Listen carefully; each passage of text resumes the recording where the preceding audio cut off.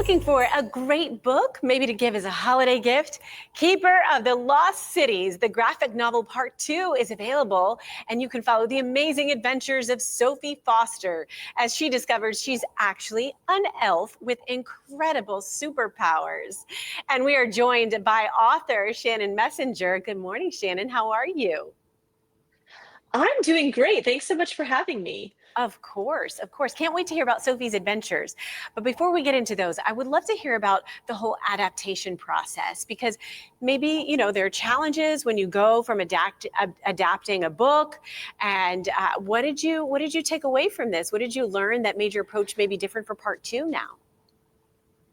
Yeah, it was such a cool process that I was so lucky that I got to be involved with. My publisher really let me be in at every stage, and it was so much fun. And definitely, you have to respect the fact that a graphic novel and a prose novel are two different things. And it was really kind of being willing to step back and go, okay, I know this line was a favorite line that I wanted to keep in, but it's not playing out in this new format. Like, let's cut it, let's rewrite it, let's do it better for this format. And so I think what we really came up with is something that is wholly capturing the essence of the prose book, but is also its own thing to really shine as a graphic novel. Very cool. As you're explaining this, I'm thinking to myself that there's probably an element where it's almost like adapting a book to a movie, because the characters are acting it out right there on the page.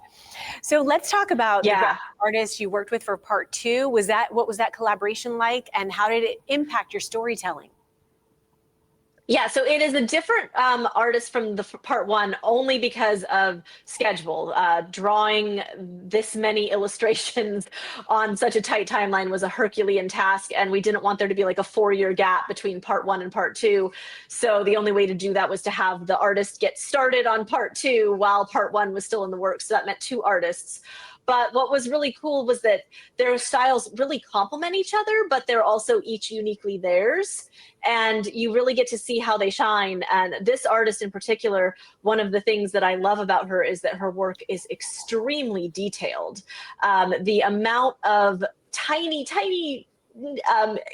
things that she included in every panel, I seriously don't know how she did it.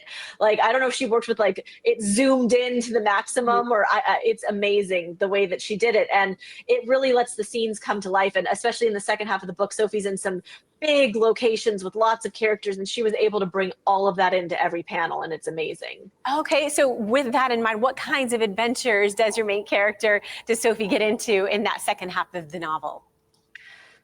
So in the second half, she is, continuing on with her trying to, find out why she was hidden away from humans, why she didn't know who she was. And she is also facing, the fact that she's different and that she makes mistakes, and that she, has to face the consequences for those mistakes. So she has a tribunal with the council, all 12 members of the council, because of a mysterious thing that I don't want to ruin it, but it's related to the cover scene that goes on there. And then of course she is becoming closer to friends. She is bonding with them. And so we're really getting to watch those kind of moments, that going from like those awkward first greetings to, them actually kind of admitting that they're becoming best friends. And all of that really gets to play out on the page in such a touching way, with sometimes we're zoomed in close, sometimes we're scaled back to see the full scope of the world. And it was just such a beautiful way to watch the story unfold. I could not be happier as an author with the way that it turned out. That's so cool, Shannon. And I love watching you talk about this, because it's like these characters of yours, they have come to life. These are like in your head as real people. I know it. I know your mindset as an author. So very cool. Keeper of the Lost Cities, of course, available on Amazon and where books are sold. Thanks for talking with us today. Thank you so much for having me.